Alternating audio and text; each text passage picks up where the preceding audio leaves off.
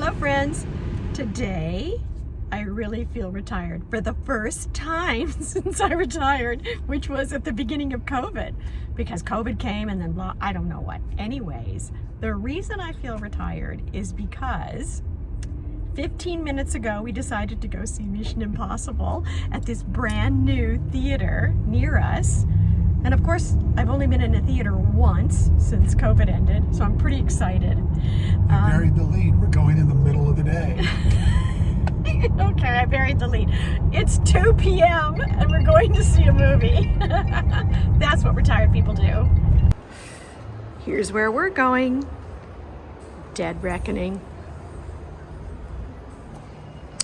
Entering Theater 1, Dolby Cinema. All right, we're here just a little bit early. The theater was sold out online, but there's nobody here yet, and we're only about 10 minutes early. The seats are reclining seats, and they have tables in front of them. You can see that here.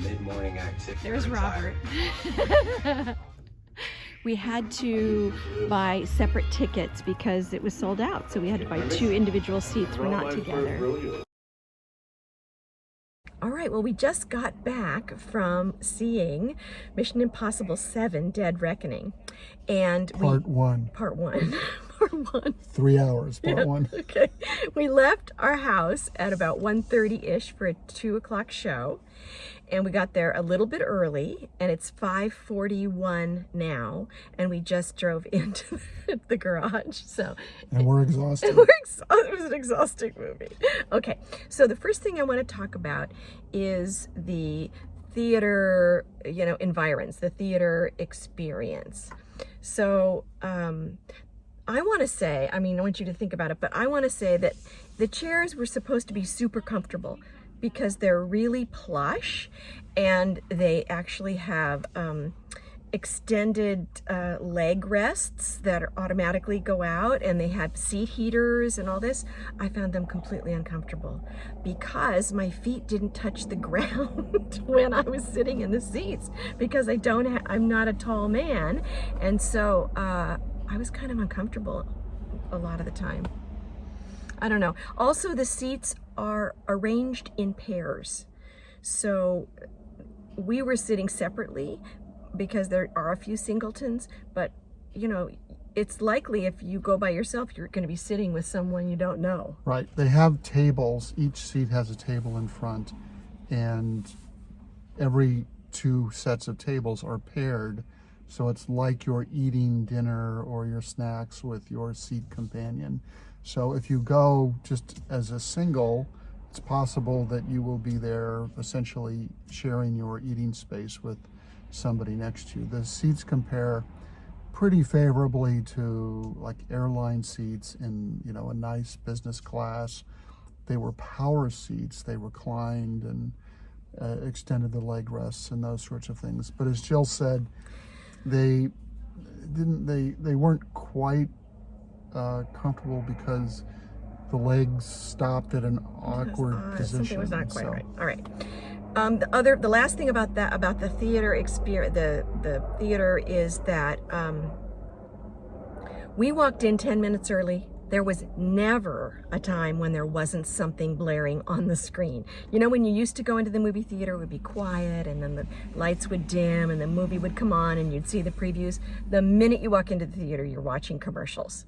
Right. And then at the appointed time for the movie, we then sat through 27 minutes. I watched my watch, 27 minutes of previews. It must have been 7 to 8 previews. It was a lot. Yeah. A lot of previews. Okay, so that's the sort of the theater experience. All right, so what about the actual watching of the movie? Not the movie itself, but the actual watching of the movie.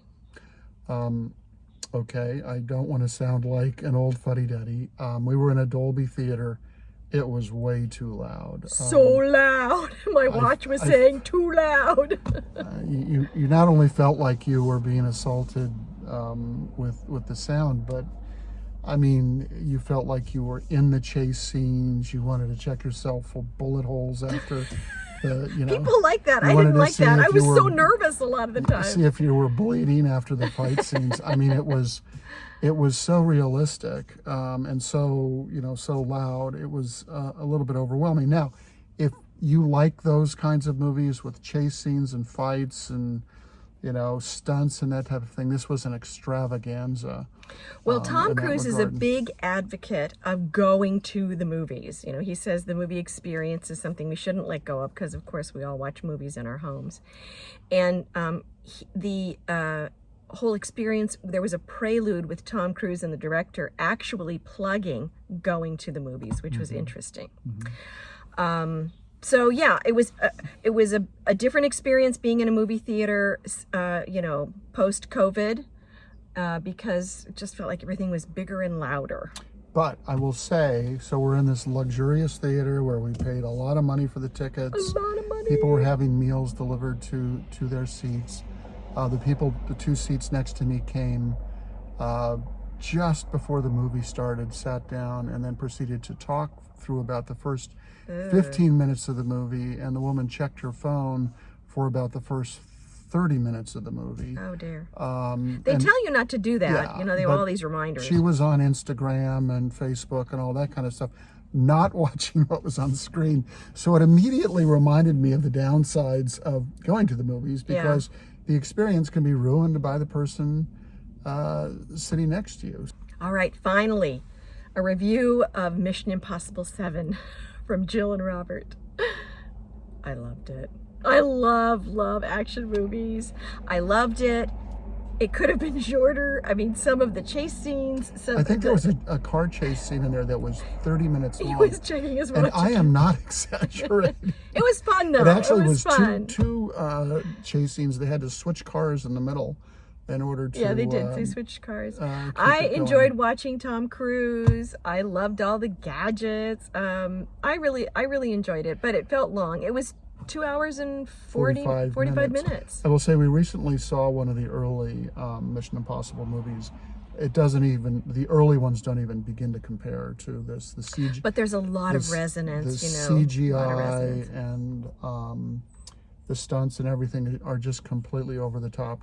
The plots are much more complicated. You need a Venn diagram and a, Oh, you know. yeah, I just was watching and enjoying. I mean, what about the plot? It really took about halfway through 2 hours and 45 minutes to figure out who all the bad guys were, because there just started popping up random bad guys and you didn't know, you know, for a while. And another who they interesting were. thing that I noticed is that the movie titles and credits didn't come on for Until about almost 15 minutes into the movie. Oh, more than that. Maybe 20 minutes, 30 minutes into the movie, it finally says Mission Impossible So 7. there was a prologue Yeah. before the credits came on, and it was all kind of a setup. But I will say that if you like Tom Cruise movies and you like the Mission Impossible franchise, it was really very good. It was spectacular. From that perspective. All right, scale of 1 to 10.